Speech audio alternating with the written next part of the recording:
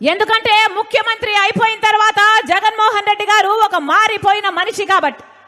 ముఖ్యమంత్రి కాకముందు రాజశేఖర్ రెడ్డి గారికి చావు వెనుక రిలయన్స్ హస్తం ఉంది అని చెప్పిన జగన్మోహన్ రెడ్డి గారు ఆ తర్వాత ముఖ్యమంత్రి అయ్యాక రిలయన్స్ సంస్థ వాళ్ళకి పిలిచి మరీ రాజ్యసభ సీట్ ఇచ్చాడు.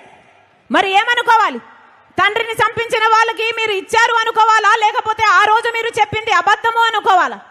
వివేకానంద రెడ్డి గారు చనిపోయిన రోజున సిబిఐ ఎంక్వైరీ కోరాడు జగన్మోహన్ రెడ్డి గారు. కానీ ముఖ్యమంత్రి అయిన తర్వాత సిబిఐ అవసరం లేదు అన్నాడు జగన్మోహన్ రెడ్డి గారు. మరి ఏమనుకోవాలి? ఎప్పుడు ఏది వీలైతే ఆ మాట మారుస్తుంటే జగన్మోహన్ రెడ్డి గారు రాజశేఖర రెడ్డి గారి ఆశయాలను నిలబెట్టిన వాడు ఎలా అవుతాడు?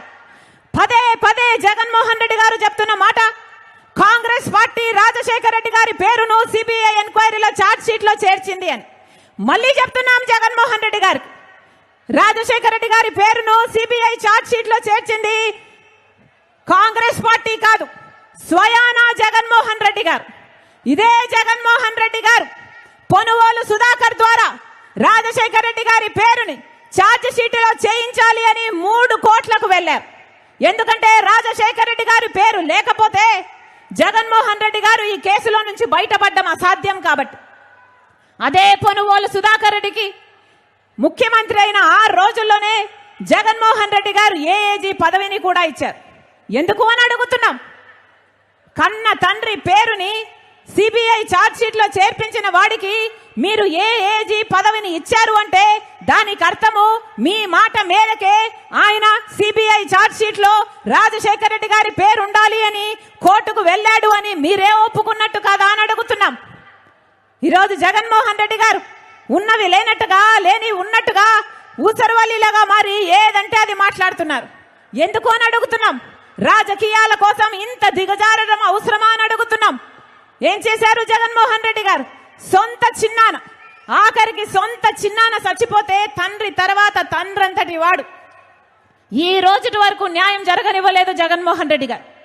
అన్నా, నేను రాజశేఖర రెడ్డి బిడ్డను, పులి కడుపున పులే పుడుతుంది, దేనికి భయపడేది కాదు రాజశేఖర రెడ్డి బిడ్డ. అలాగని అన్యాయం జరుగుతుంటే చూస్తూ ఊరుకునేది కూడా కాదు రాజశేఖర రెడ్డి బిడ్డ.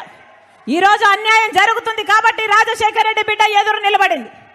అన్నా, ఈరోజు రాజశేఖర రెడ్డి బిడ్డ ఒకవైపు ఉంటే వివేకానంద రెడ్డి గారిని హత్య చేయించిన అవినాష్ రెడ్డి గారు ఇంకోవైపు ఉన్నారు. ఒకవైపు న్యాయం ఉంది, ఒకవైపు నేరం ఉంది, ఒకవైపు ధర్మం ఉంది, ఇంకోవైపు డబ్బు అధికారం ఉంది.